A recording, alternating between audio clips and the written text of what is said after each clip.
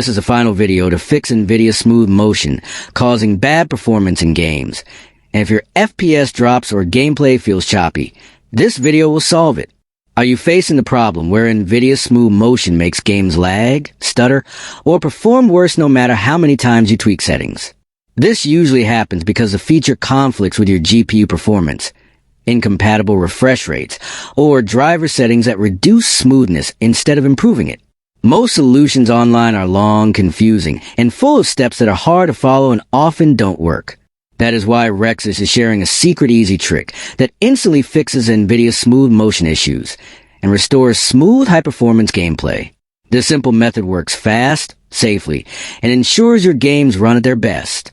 If you want a full step-by-step tutorial showing exactly how to fix it, comment below and tell Rexus, and you can finally enjoy your games without Smooth Motion causing lag.